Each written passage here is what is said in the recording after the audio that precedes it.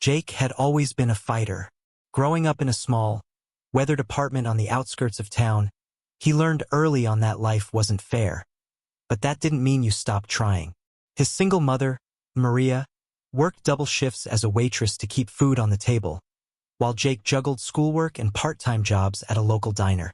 Despite the long hours and sleepless nights, Jake never complained. He had a dream, a big one, and he was determined to make it happen. For as long as he could remember, Jake wanted to be a doctor. Watching his mom struggle to pay medical bills when he was younger had ignited a fire within him. "I want to help people," he'd tell her whenever she asked about his ambitions. No one should have to choose between rent and medicine.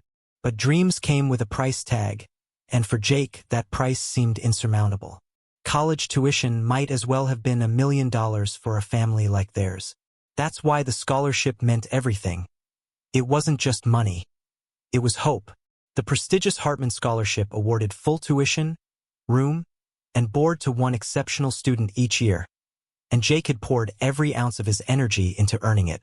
When the letter arrived, Jake's hands trembled as he tore open the envelope. "Congratulations," it read. "You are this year's recipient." Tears welled up in his eyes as he ran to show his mom. For the first time in years, Maria allowed herself to cry too. Not out of sadness, but relief. Her son's future was finally secure. The news spread quickly through their tight-knit community. Neighbors congratulated Jake, teachers praised his hard work, and even strangers offered kind words. Felt like the world was finally smiling down on him. But little did Jake know, his journey was far from over, and soon, he'd face a choice that would test everything he believed in.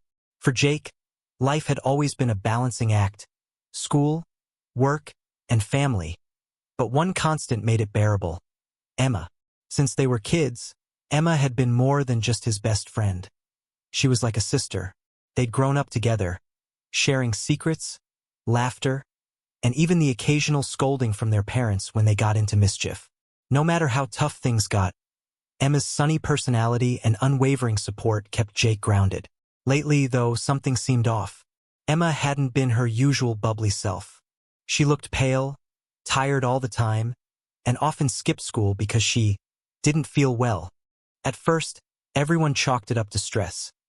Senior year wasn't easy, but when bruises started appearing on her arms without explanation, Jake grew worried. "Are you okay?" he asked one afternoon as they sat on the swings at their old playground. It was a place they'd visited countless times over the years. But today, the air felt heavier somehow. Emma forced a smile, brushing her long brown hair behind her ear. "Yeah, I'm fine. Just really tired lately." Jake frowned. He'd seen her push through tough times before, but this was different. "You should go see a doctor," he insisted. "I don't like how you've been looking." Emma shrugged, trying to play it down, but deep down, she knew Jake was right. A week later, after months of ignoring symptoms, she finally went to the hospital for tests. The results came back like a punch to the gut. Acute lymphoblastic leukemia. Cancer. When Emma told Jake, her voice cracked under the weight of the news. "I didn't want anyone to worry," she admitted, tears streaming down her face. "But now, I don't know what to do." Jake's heart sank. He hugged her tightly, promising to stand by her side no matter what. But as days turned into weeks, the reality of her diagnosis became painfully clear. Treatments were expensive, far beyond what Emma's family could afford. Her dad worked odd jobs, and her mom cleaned houses, but their combined income barely covered rent, let alone chemotherapy sessions and hospital stays. One evening, Jake visited Emma in the hospital. She lay in bed, hooked up to IVs, her once vibrant energy replaced by exhaustion. Her parents sat nearby, looking defeated, while medical bills piled up on the bedside table. Jake clenched his fists, frustration bubbling inside him. How could something so unfair happen to someone so kind? On the bus ride home that night, Jake stared out the window, his mind racing. Winning the scholarship had given him hope for his own future, but seeing Emma fight for her life made him question everything. Was his dream worth pursuing if it meant leaving her behind? Could he really celebrate his success knowing her family was drowning? That night, As Jake lay awake staring at the ceiling, an idea began to form. One that scared him but also felt inevitable. If there was any way he could help Emma, he would do it, even if it cost him everything. The next morning, Jake woke up with a heavy heart but a clear mind. He knew what he had to do, even if it meant giving up the one thing that had kept him going all these years. Sitting at the kitchen table, he stared at the scholarship acceptance letter lying in front of him. The words blurred as tears welled up in his eyes, but he blinked them away. This wasn't about him anymore. It was about Emma. "Mom," Jake said softly, finding Maria in the living room folding laundry. She looked up, her face lighting up with a smile, until she saw the look on his face. "What's wrong?" Jake hesitated, unsure how to begin. "It's Emma," he finally said, his voice cracking. "Her family, they can't afford her treatment. And I think I need to help." Maria set the clothes down and pulled out a chair, motioning for Jake to sit beside her. "Tell me what you're thinking." "I want to use my scholarship money to pay for her medical bills," Jake blurted out, the weight of the decision pressing down on him. "I know it means I won't be able to go to college right now, but I can't just sit here and do nothing while she suffers." Maria's hands trembled as she reached for his. "Oh, Mijo," she whispered, her voice thick with emotion. "You've worked so hard for this. Are you sure?" Jake nodded firmly, though his chest tightened at the thought of letting go of his dream. "Emma's always been there for me, Mom. When Dad left, when we didn't have enough money for groceries, when I felt like giving up, she never stopped believing in me. How can I turn my back on her now?" Maria hugged him tightly, tears streaming down her face. She didn't try to change his mind.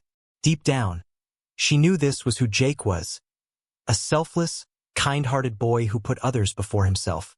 Still, it broke her heart to see him sacrifice something he'd fought so hard for. The next day, Jake met with Emma's parents at the hospital. They sat in the cafeteria, their faces etched with worry and exhaustion. Jake took a deep breath before speaking. "I've been thinking," he began, his voice steady despite the storm of emotions inside him. "I want to donate my scholarship money to help cover Emma's treatments." Emma's mom gasped, covering her mouth with trembling hands. Her dad shook his head vehemently. "No, Jake, we can't let you do that. That scholarship, it's your future." "It's not just mine," Jake replied firmly. "Emma's my family too. If I don't help her now, what kind of person would I be? Please, let me do this." For a moment, no one spoke. Then Emma's mom broke down in tears, pulling Jake into a tight hug. "Thank you," she whispered over and over again. "We'll never be able to repay you." Later that evening, Jake visited Emma in her hospital room. She was awake, flipping through an old magazine, but her face lit up when she saw him. "Hey, superstar," she teased weakly. "Shouldn't you be celebrating your big win?" Jake forced a smile, sitting down beside her bed.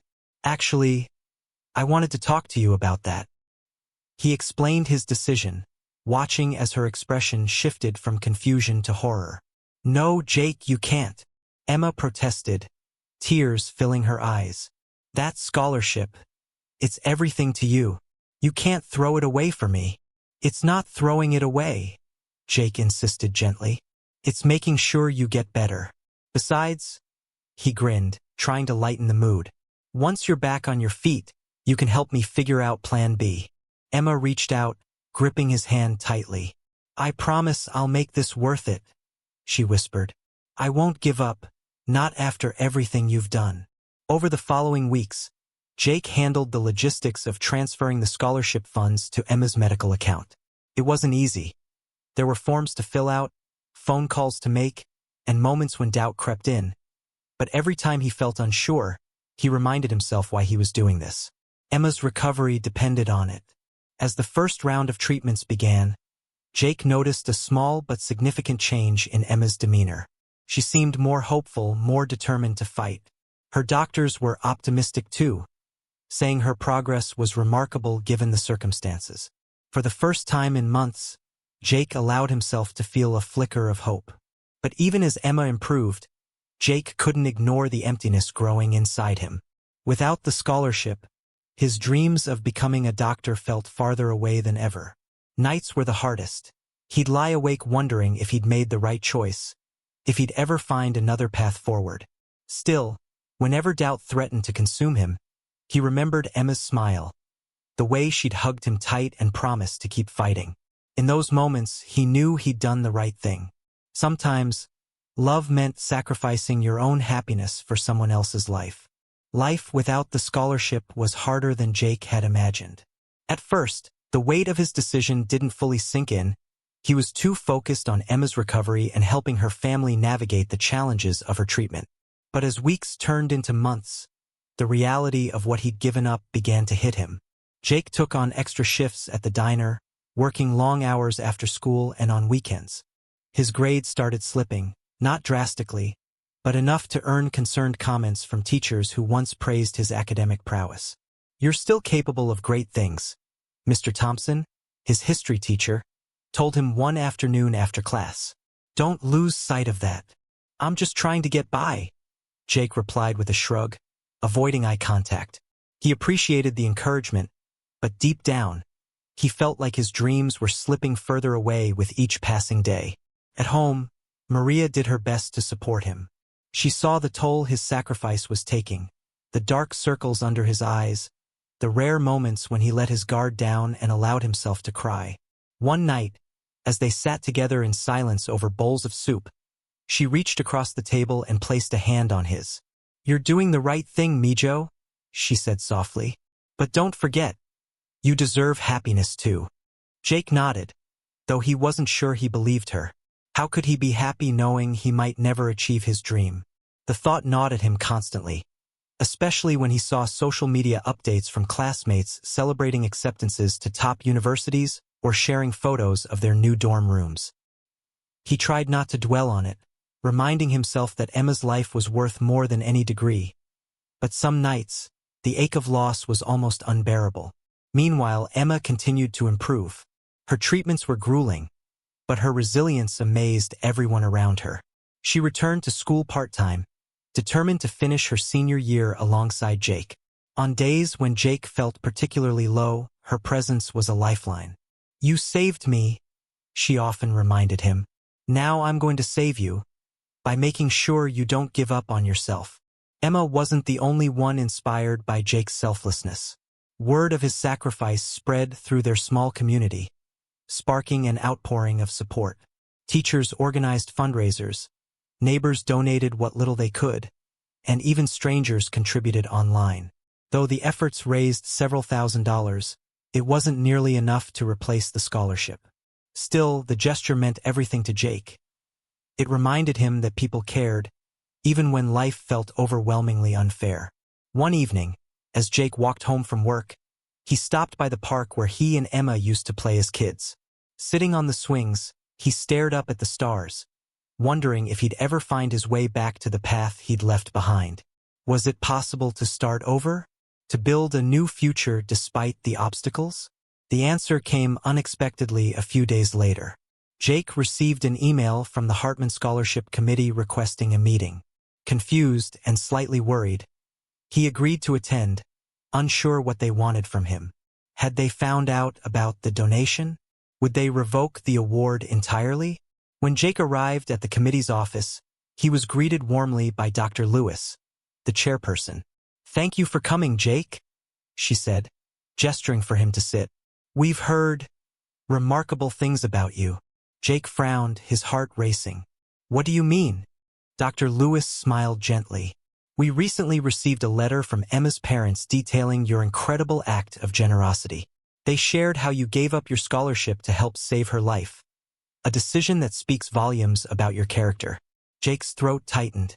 "I didn't do it for recognition," he managed to say.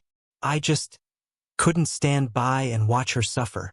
"We understand," Dr. Lewis replied. "And that's precisely why we've reconvened as a committee. We believe your actions embody the spirit of the Hartman Scholarship, to inspire others through kindness, determination, and leadership. So, we've decided to honor your sacrifice in a way that ensures both your education and Emma's continued care are secured." Before Jake could process her words, Dr. Lewis handed him a document outlining the details. The committee had awarded him a larger grant, not only covering his tuition, room, and board but also providing additional funding specifically earmarked for Emma's medical expenses. It was more than Jake could have ever hoped for. Tears streamed down his face as he read the letter, overwhelmed by gratitude. For the first time in months, he allowed himself to believe that maybe, just maybe, his dreams weren't lost after all. Jake sat in stunned silence as Dr. Lewis watched him with a warm smile. His hands trembled as he clutched the document outlining the new grant, his mind struggling to process what had just happened. I don't know what to say, he finally stammered, his voice choked with emotion.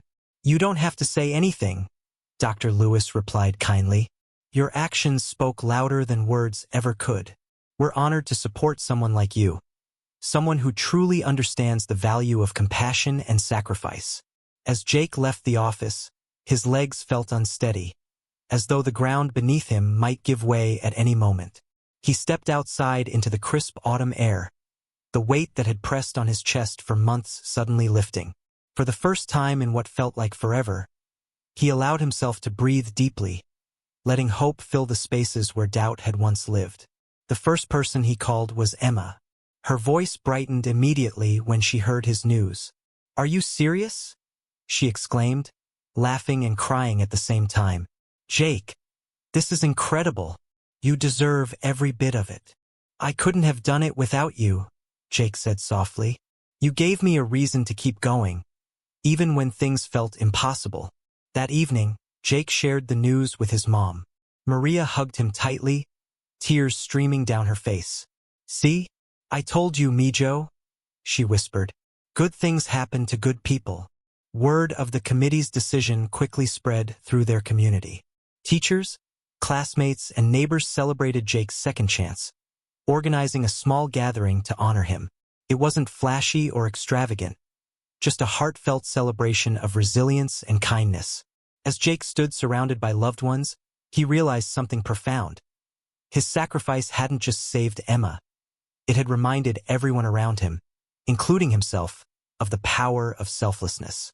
A few weeks later, Jake visited Emma in the hospital. She was sitting up in bed, looking stronger than she had in months. So, future Dr. Jake, she teased, flipping through a medical brochure he'd brought her. When do I get my personal consultation? Jake laughed, feeling lighter than he had in ages. Soon enough, he promised. But only if you promise to stick around and bug me about it. Emma grinned, her eyes shining with determination. Deal. In that moment, Jake knew everything would be okay. Life had thrown its hardest punches, but he'd faced them head-on, refusing to let fear or despair win. And now, with his dreams within reach and Emma fighting harder than ever, he felt ready to take on whatever came next. Sometimes, the greatest rewards come not from holding on, but from giving everything away. Months later, Jake stood on the stage at his high school graduation, looking out at the sea of familiar faces.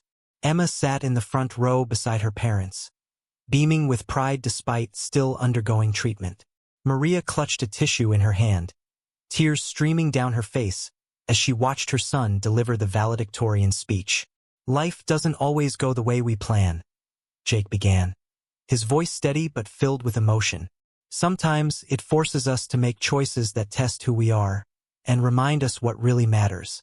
For me, those choices led to sacrifice, struggle, and ultimately hope. He paused, glancing at Emma before continuing. I learned that kindness isn't just something we give. It's something that comes back to us in ways we can't predict. And I wouldn't trade the lessons I've learned or the people I've met for anything.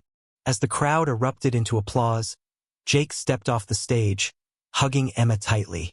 You did it, she whispered, her voice thick with emotion. Now it's your turn to shine. That fall, Jake started college, fueled by a renewed sense of purpose. He worked tirelessly toward his dream of becoming a doctor, inspired not only by Emma's resilience, but also by the countless lives he hoped to touch one day. Meanwhile, Emma continued her recovery, determined to live a life worthy of Jake's sacrifice. In the end, Jake's story became a testament to the power of selflessness and courage. It reminded everyone who heard it that even in the darkest moments, there is light, and sometimes the hardest choices lead to the brightest futures.